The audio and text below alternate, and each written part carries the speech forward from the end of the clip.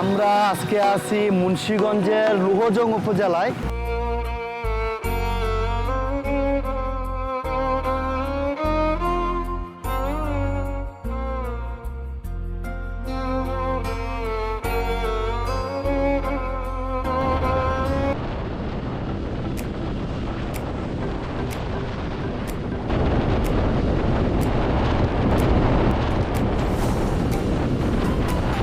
আসসালামু আলাইকুম ভিউয়ার্স, আমি এখন মাওয়া রোডে আছি। এই রুট দিয়ে আমরা মুন্সিগঞ্জের মাওয়া ঘাটে তো অনেকবার গিয়েছি ইলিশ খাওয়ার জন্য, কিন্তু আজকে আমাদের এই ব্লগটা একটু ডিফারেন্ট প্লেসে। আমরা আজকে মুন্সিগঞ্জের পদ্মারি ছুটে যাবো এবং তার সাথে চেষ্টা করব মিতাবাড়ি দেখে আসতে, কারণ মিতাবাড়ির অনেক নাম শুনছি এবং অনেক সুন্দর সবাই বলছে, বাট মিতাবাড়ি দেখা হয় নাই। মিতাবাড়ি দেখে আসবো। কথা না বাড়িয়ে চলেন আমরা রাইড এনজয় করি।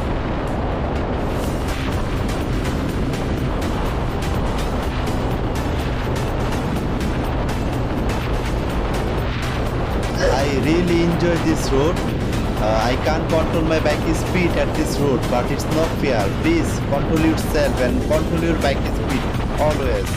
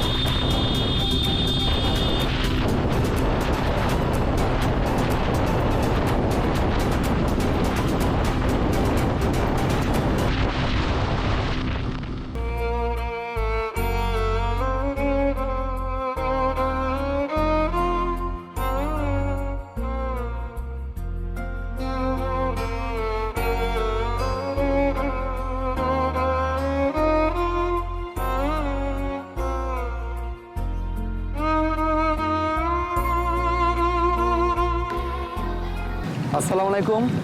আমরা আজকে আছি মুন্সিগঞ্জের লুহজং উপজেলায়।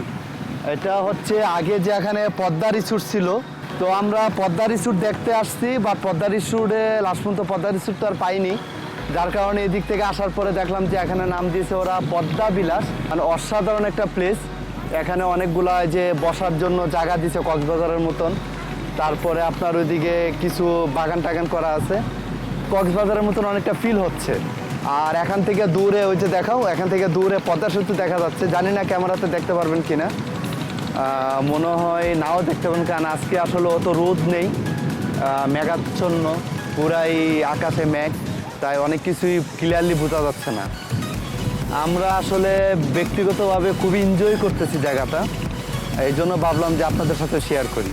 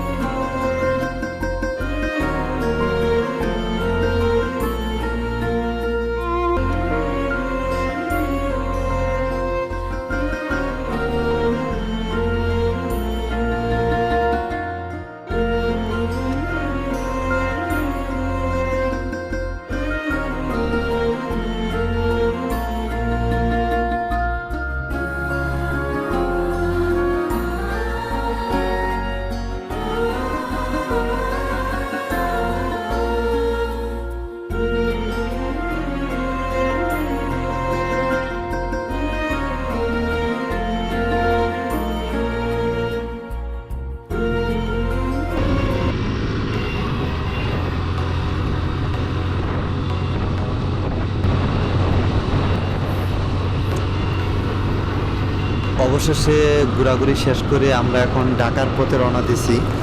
আসলে আমরা তো মূলত গিয়েছিলাম পদ্মা রিসোর্ট দেখতে, কিন্তু পদ্মা রিসোর্ট এখন বর্তমানে আর নেই, বা পদ্মা রিসোর্টের ঠিক কাছাকাছি পদ্মা বিলাসে দেখা পাইছি আমরা। পদ্মা বিলাসটা ব্যক্তিগতভাবে আমার কাছে খুবই ভালো লাগছে, খুবই সুন্দর একটা প্লেস, অনেকটা কক্সবাজারের মতন। পদ্মা বিলাস সম্পর্কিত কিছু তথ্য আপনাদেরকে দিয়ে রাখি। পদ্মা বিলাসটা মূলত যাত্রাবাড়ি থেকে দূরত্ব প্রায় 40 থেকে 42 কিলোমিটার, এবং আমরা যে মাওয়াঘাট যাই, মাওয়াঘাট থেকে দূরত্ব 6.5 কিলোমিটার। এটা হচ্ছে মাওয়াঘাটের পরে লৌহজং উপজেলার বড়দুর নামের একটা বাজার আছে, ওই বাজারের ঠিক কাছেই। বাজারের ওইখান থেকে নদী পার হইতে হয় নৌকা দিয়ে। দেন ওই নৌকা পাড়া এবং রিসোর্টের এন্ট্রি ফি টোটাল মিলে ওরা 50 টাকা করে নেয়।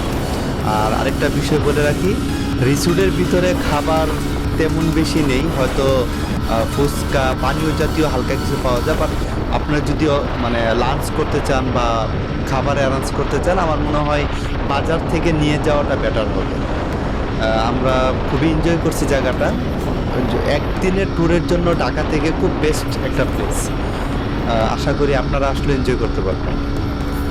সবাইকে ধন্যবাদ দিয়ে আমি আজকের ব্লগটি শেষ করতেছি। সবাই ভালো থাকবেন, সুস্থ থাকবেন। আসসালামু আলাইকুম।